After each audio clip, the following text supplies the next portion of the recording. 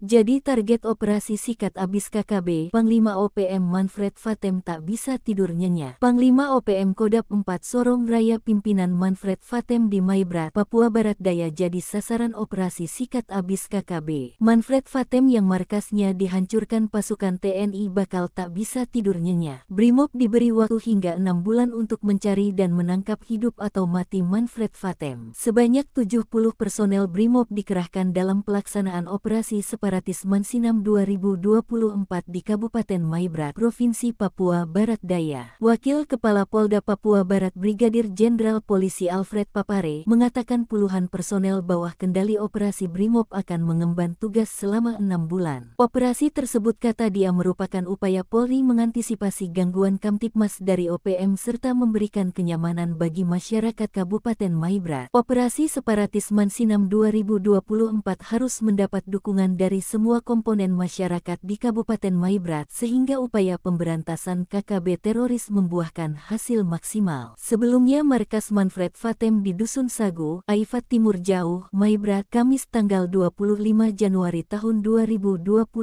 lalu diserbu pasukan TNI. Tim Satgas Yonif 133 YS awalnya melakukan patroli di dalam hutan sejak Minggu. Dalam penyergapan tersebut TNI tidak menemukan anggota KKB. Aparat kemudian menghancurkan markas KKB tersebut dan menyita sejumlah barang bukti.